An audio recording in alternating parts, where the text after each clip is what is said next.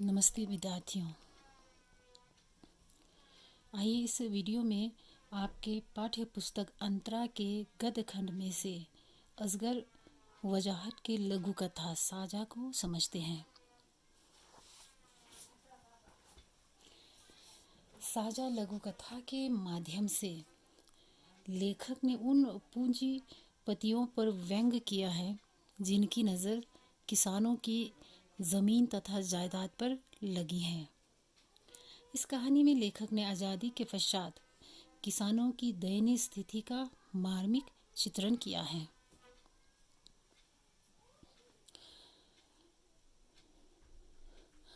हालांकि उसे खेती की हर बारीकियों के बारे में मालूम था, लेकिन फिर भी डरा दिए जाने के कारण वह अकेला खेती करने का साहस न जुटा पाता था। यहाँ किसानों की बात कर रहे हैं। हालांकि किसानों को अच्छी तरह पता है, यानी कि खेती से संबंधित बारीकियों के बारे में उससे अच्छी तरह मालूम है, लेकिन उन्हें डरा दिया जाता है पहले ही। किसके द्वारा डरे रहते हैं? समाज के जो प्रभुत्व वर्ग है, यानी जो धनी लोग हैं, वह उन्हें पहले ही डरा दिए जाते हैं। इसके चलते किसानों के मन में वो हिम्मत नहीं आती है कि वो अकेले खेती की शुरुआत कर पाए क्योंकि इससे पहले वो शेर, चीते और मगरमच्छ के साथ साझे की खेती कर चुका था। अब उससे हाथी ने कहा, देखिए यहाँ कह रहे कि शेर, चीते और मगरमच्छ, यहाँ यानी कि जानवरों का नाम लिया है, लेकिन ये प्रतीक है यहाँ। और प्रतीक किसके हैं? उन ठेकेदारों का जो कि पहले ही किसानों को ठग चुके हैं। तो उनके प्रतीक हैं शेर, चीते और मगरमच्छ। तो इनके साथ पहले ही वो साझे में काम कर चुके। साझा का मतलब है पार्टनरशिप। तो ऑलरेडी पहले कर चुके हैं और उसमें भी उन्होंने इसे किसानों को धोखा ही दिया है। और अब देखिए हाथी ने कहा, अब हाथी आते हैं और वो किसान से कहते हैं कि उनके साथ साझे की खेती करें। तो यहाँ हाथी भी एक प्रतीक ही है। प्रतीक प्रभुत्व जो वर्ग है, यानी कि पूंजीपति कह सकते हैं, या फिर जो धनी लोग हैं समाज में, उनका प्रतीक है। किसान ने उसको बताया कि साझे में उसका कभी गुजारा नहीं होता और वो अकेला खेती कर नहीं सकता, इसलिए वो खेती करेगा ही नहीं। किसान तो मना करते हैं, लेकिन हाथी ने उसे बहुत देर तक पट्टी पराई। पट्टी पराना मतलब उनकी जो ब्रेन वॉश करना है ना, उन्हें उल्टी सीधी पाठ पराकर अपने बातों में डाल देना है ना, अपनी बातों को मनवाना। तो इस तरह से हाथी उन्हें किसी भी तरह से मना लेते और यह भी कहा कि उसके साथ साझे की खेती करने से यह लाभ होगा कि जंगल के छोटे मोटे जो अन्य जानवर हैं, उनसे खेती को नुकसान नहीं पहुंचा सकेंगे और खेती की अच्छी रखवाली भी हो जाएंगी, क्योंकि हाथी स्वयं मानते हैं कि वो सबसे बड़ा है। और यहाँ हाथी के बड़ा होने का मतलब है समाज में जो धनी लोग होते हैं उनकी पहुँच ज़्यादा होता है और वो अपने आप को बहुत ताकतवर मानते हैं। इसलिए किसान को वो किस तरह से मना लेता है कि यदि तुम मेरे साथ साझे की खेती करोगे तो वैसे भी क्या है, सारे लोग मुझसे डरते हैं, है ना, तो किसी की हिम्मत नहीं होगी कि हमारी खेती की तरफ आंख उठाकर भी देख सके। इस तरह से हमारी खेती की अच्छी रखवाली भी हो जाएगी। किसान किसी न किसी तरह तैयार हो गया और फाइनली उसे तैयार होना पड़ता है और उसने हाथी से मिलकर गन्ना बोया। अब दोनों ने मिलकर खेती में गन्ना बोया है पार्टनरशिप में। हाथी पूरे जंगल में घूमकर डुग्गी पीट आया कि गन्ने में उसका साझा है, इसलिए कोई जानवर खेत को नुकसान ना पहुंचाए, नहीं तो अच्छा ना होगा।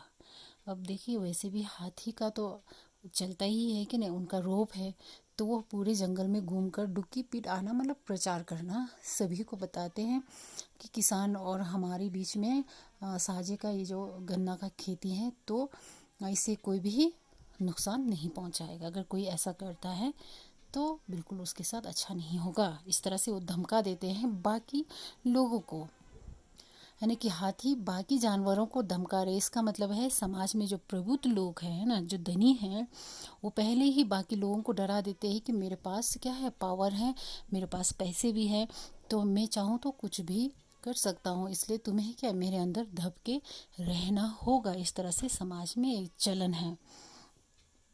आगे देखिए कह रहे हैं कि किसान फसल की सेवा करता रहा और समय पर जब गन्ने तैयार हो गए तो वह हाथी को खेत पर बुला लाया। अब देखिए किसान, वैसे भी आप पहले देखा है कि किसान को खेती से संबंधित सभी बारीकियों का जो ज्ञान है वो था पहले ही, इसलिए उन्होंने खूब मेहनत किया और खूब फसल की सेवा करके अब क्या है, गन्ने तैयार भी हो गए हैं। तब वो हाथी के पास जाते हैं और उन्हें बुला लाते हैं, कहते हैं कि अब हमारा क्या है, खेत तैयार हो गए हैं।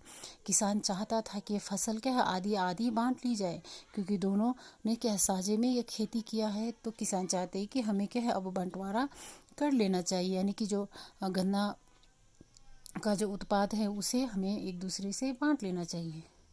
जब उसने हाथी से यह बात कही तो हाथी काफ़ी बिगड़ा। जब बंटवारे की बात की किसान ने तो हाथी पहले तो खूब बिगड़ा, यानी बहुत नाराज हुए। और उसने कहा, क्या कहा, देखिए हाथी ने कहा, अपने और पराई की बात मत करो, यह छोटी बात है। हम दोनों ने मिलकर मेहनत की थी, हम दोनों उसके स्वामी हैं, आओ हम मिलकर गन्ने खाएं। देखिए हाथी जिस तरह से किसान के साथ बर्ताव कर रहे हैं, वो कह रहे हैं बहुत मीठी बातें। पहले तो कहते हैं कि इसमें अपने और पराई की बात नहीं है, कि बंटवारे की बात मत करो, ये बहुत ही छोटी बात है, क्योंकि हम दोनों ने मिलकर मेहनत किया है, तो हम दोनों ही इस खेती के स्वामी यानी मालिक हैं। तो इसलिए क्या करेंगे, हम दोनों मिलकर इसे खाते हैं, यानी बंटवारा नहीं करना है, बल्कि हमें मिलकर इसे खाना चाहिए। तो इस प्रकार किसान के कुछ कहने से पहले ही हाथी ने बढ़कर अपनी सूंड से एक गन्ना तोड़ लिया। अब देखिए यहाँ एक तरह से प्रतीक है, हाथी और किसान तो एक तरह से प्रतीक हैं। समाज में जो धनी वर्ग है उसके द्वारा बाकी जो किसान है और मजदूर लोग जिस तरह से शोषित होते हैं, उनका शोषण किस प्रकार किया जाता है। मीठी बोल यानी अच्छी अच्छी मीठी मीठी बातें बोलकर इन गरीबों को किस प्रकार यह धनी वर्ग लूटता रहता है, और उनके मेहनत का जो फल है उसे भी हड़प लेते हैं। तो इसका एक जीता जागता उदाहरण है ये लघु कथा। किसान ने कुछ, देखिए किसान को मौका ही नहीं देता है कि वो कुछ आगे कहें। कुछ कहने से पहले ही हाथी ने बढ़कर अपनी सूंड से एक गन्ना तोड़ लिया और आदमी से कहा, आओ खाए। अब देखिए खाने की बात आते हैं, कहते हैं सीधा कि अब खाना शुरू करते हैं। गन्ने का एक छोर हाथी की सूंड में था और दूसरा आदमी के मुंह में।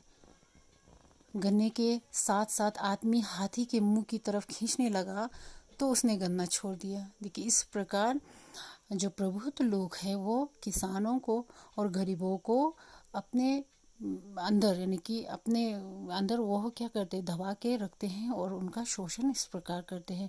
अब देखिए यहाँ हाथी और किसान की कोई तुलना ही नहीं है, जबकि हाथी कहते हैं कि हम दोनों मिलकर खाते हैं। अब एक देखिए, एक गन्ना लेकर दोनों अलग अलग सिरे से खाना शुरू करते हैं, तो ऐसे में हम कल्पना भी नहीं कर सकते हैं कि इसमें बराबर का यहाँ हिस्सेदार होगा या फिर बंटवारा बराबर का होगा, बिल्कुल नहीं होगा, है ना।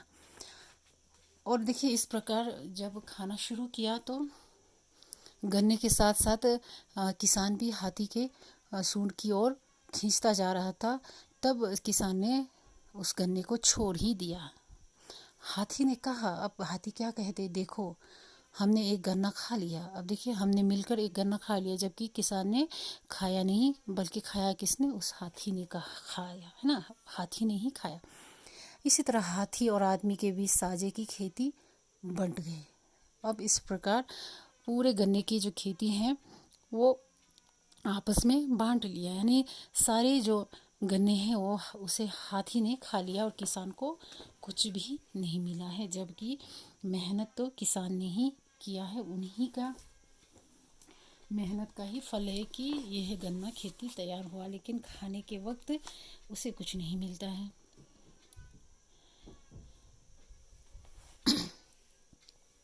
इस प्रकार इस लघु कथा की सार आप कह सकते एक तरह से सारांश ही यही है या फिर सार यही है कि इसमें लेखक ने किसानों के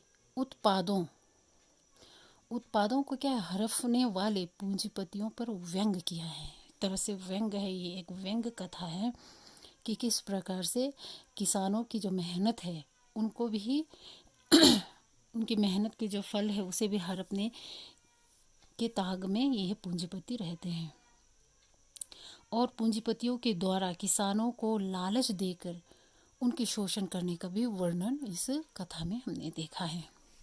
धन्यवाद।